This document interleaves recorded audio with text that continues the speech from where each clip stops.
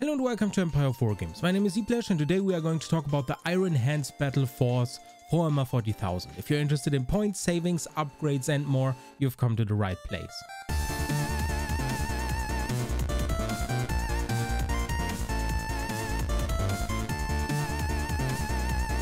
As you might know, I've already reviewed all of the previous battle forces, which also included the Bastion Strike Force and the Raven Strike Battle Force. So if you're interested in checking them out, you can easily do that.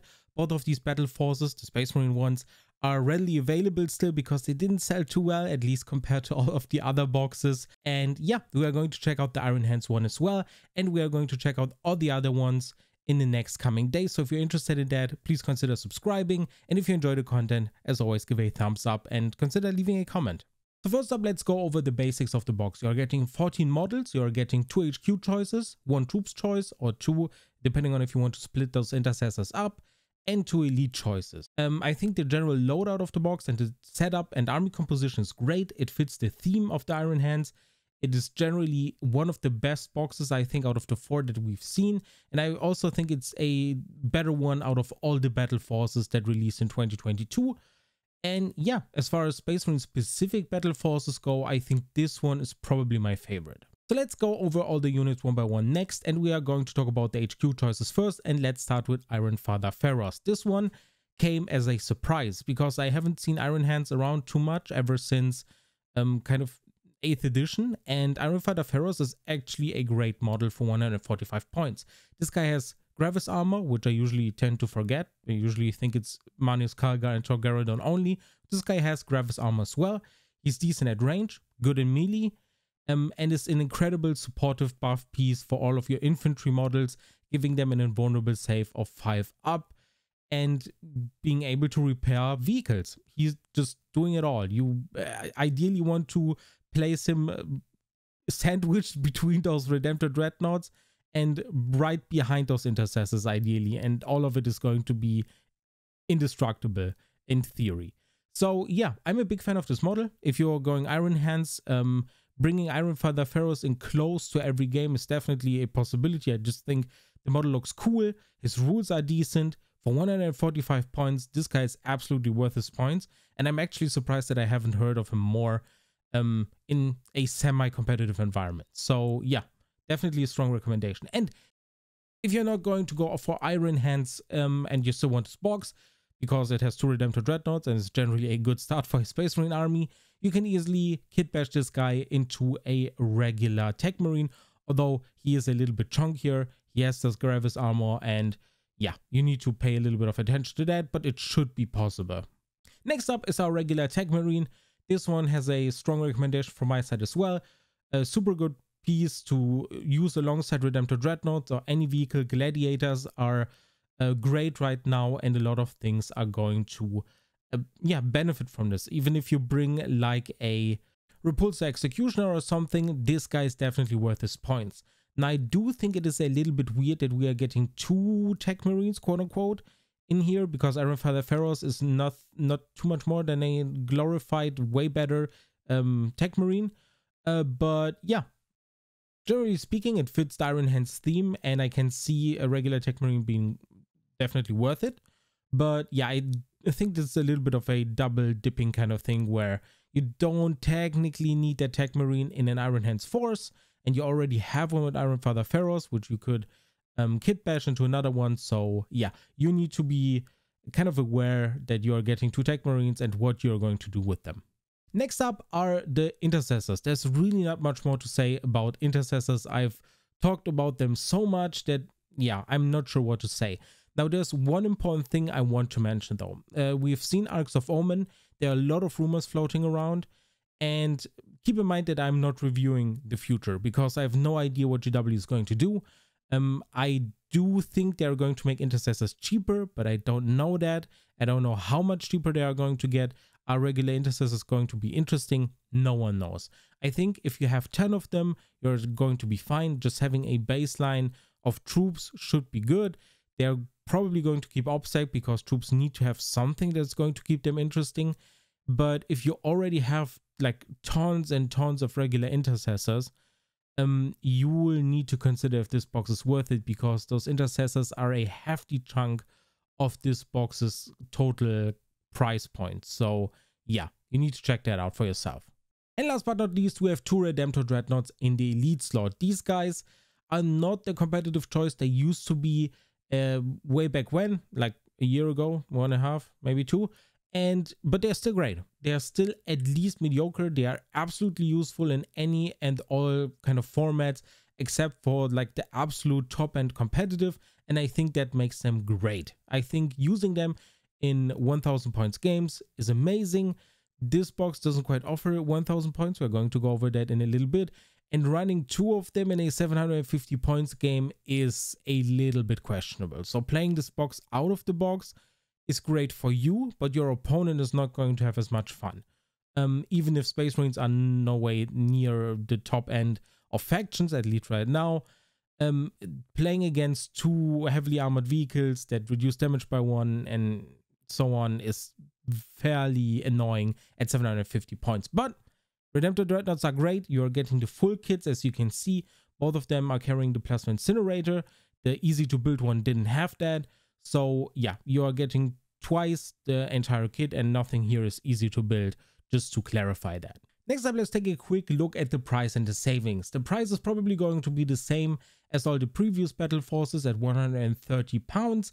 As for Australian friends, I have literally no idea what the price is going to be completely honest. Is it going to be 350? Is it going to be 330? I have no idea. So what you're seeing on the screen right now is my best guess as to what the price in Australia is going to be, but the savings in general are looking to be between 30 and 32%, which is the absolute average you can expect. And this is with the Iron Hands upgrades included. So if you're not going to go for Iron Hands, the savings are going to drop further. If you have no use for any other units in this box, it is absolutely not worth it to pick this up. The Iron Hands upgrade sprues thankfully have a lot of cool generic options. They have a lot of cool weapons and cybernetic hands and little small bits and a lot of stuff you can use for any and all chapters. So that is useful. The only thing that is going to be kind of wasted are the shoulder pads. But yeah, the Iron Hands upgrade sprue is definitely not completely wasted, even if you're not going to go for Iron Hands with this one. Selling those upgrade sprues is very difficult because no one really wants them. So yeah, you'll have to see what you're going to do with them. Other than that, as I said, the savings are pretty much similar to all the other Space Marine Battle Forces I've reviewed for this year, and I don't think it's going to get too much better. I think 30% is fine, all things considered, but it's really not much to write home about because all of the other boxes, especially the Custodes box and so on, were close to 40%, and that makes them a little bit more interesting than, you know, the baseline 30%. Next up, we are going to talk about points, and this one is another weak spot for all of the Space Marine Battle Forces. You're not sitting on a lot of points because the models they usually include, they being GW, are very expensive, especially here with the 2 Redemptor Dreadnoughts and the Intercessors. And Ironfather Pharaohs is fairly expensive as well. So you're sitting at 795 points if you just were to take this box and throw it into Battlescribe, and this is also more or less the minimum you can do here. And if you were to maximize it, you are not going to see much of a difference. So yeah, the maximum is 815 points. You cannot turn the Primaris Tech Marine into a Master of the Forge because Ironfather Pharaohs is already a Master of the Forge. You cannot have 2 of them.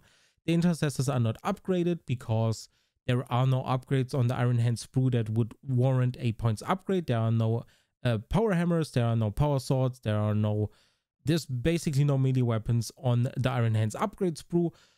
So yeah, you could raise that up to 855-ish points if you have 2 Thunder Hammers lying around as bits, but just considering all the bits that are included in the box, this is the maximum. And the Redemptor Dreadnoughts are obviously upgraded with the Heavy Onslaught Gatling Cannon and the Icarus Rockpot. Now, considering Arcs of Omen exists and we are expecting points drops for all the armies across the board, and especially Space Marines with their Intercessors, I think this box is geared towards being a 750 points army from the get-go, which I think is fine. 750 points is not bad, but compared to all of the other battle forces, especially some of the better ones, which were sitting between 1,200 points and 1,500 points and even more, just getting a battle force that costs basically the same at kind of 800 points is not that exciting. But you can easily play 750 points. I'm confident that you're going to be able to play 750 points games even with Arcs of Omen. And yeah, there's really not much more to add to that. Now really quick, if we look at the power level, you can easily create yourself a starting force for Crusade with a Primaris Tech Marine, with 2 Intercessor Squads and a Redemptor Dreadnought, even though the Redemptor Dreadnought, as I said, in smaller games should be discussed beforehand, especially in a Crusade setting, which is meant to be slightly more narrative, slightly more fun and relaxed. So make sure your opponent knows that they are going to go up against a Redemptor Dreadnought. Other than that, it is easy to build up a Crusade starting force, and you can upgrade it later on with another Redemptor Dreadnought you have in the box, and so on. And if you feature named characters, you can easily add Ironfather Pharaohs later on as well. When it comes to upgrades, I usually talk about whether this box is worth it twice first, and the answer is super easy. It is not worth it to pick up twice at all, ever. Like, there's no scenario unless you want to pick up this box twice for one chapter and use the other box you picked up for another chapter. That is literally the only scenario where this box makes sense, because you don't need 2 Tech Marines, you don't need Ironfather Pharaohs twice, and if you don't play them as Iron Hands, you technically have 2 Tech Marines already, which is kind of weird and useless. And furthermore, the rule of 3, even in Arcs of Omen, which gives you all the different possibilities with their new detachment, is still in effect. At least that's what I think, and I don't think it's going to go away, because otherwise people would just spam the best units, and that is kind of boring. So yeah, you don't need 4 Redemptor Dreadnoughts. That is 1 wasted Redemptor Dreadnought. Having 20 Intercessors is not terrible, but also kind of boring, and you have other troops choices. You can pick up a little bit something different to add a little bit more flavor to it. So yeah, picking this box up twice is a really bad idea. But when it comes to separate upgrades, this one is fairly simple to explain. You have a lot of vehicles that are good. You can fill out another elite slot with another Redemptor Dreadnought to make sure you can use the Arcs of Omen detachment later on should you want to, because you'll have to have 3 of 1 slot and an HQ choice, I think, to kind of satisfy that detachment, and then you can do whatever you want. So having 3 Redemptor Dreadnoughts, definitely not a bad idea. It gets a little bit repetitive, so if you want to kind of do something different, you can pick up an Invicta Tactical Warsuit, which is something similar, fills the same slot, is still a vehicle and has the keyword, so it's still supported by all your Tech Marines and makes use of a lot of kind of stratagems the Iron Hands have access to. And other vehicles that are super popular right now are Storm Speeders, believe it or not. I think they are super underrated and great. And the Gladiator as well, especially the Gladiator Lancer for 150 points is absolutely worth its points. The last thing I wanted to mention when it comes to upgrades is that there are a lot of other boxes out there, like Combat Patrol boxes. And one of the easiest ones for an upgrade here would be the Dark Angels one. It contains a Redemptor Dreadnought, it contains a different HQ choice, it's just 5 additional Intercessors, which is easy to work with. And yeah, you're also getting Plasma Inceptors or regular Inceptors if you want to. And that's basically the box I would go with as a direct upgrade, but you can check out all the other Space Marine Combat Patrols. I made reviews for all of them. You can find them on the channel, and yeah, those are my upgrade recommendations. And with that, we are coming to the rating and conclusion part of the video. While I think that this box is great, it really has a lot of downsides, so yeah, I would give this box a 6 out of 10, all things considered, and also considering all of the 2022 battle forces. I think it is above average. 5 being in a perfectly acceptable box. So giving this one a 6 out of 10, considering it is my favorite out of the Space Marine bunch, I think is fair. But I still think it has a lot of downsides. Now, let's start with the positives first. I think it is a cohesive box when it comes to its theme. You're getting 2 Tech Marines, which might seem like a lot, but it fits the Iron Hands theme.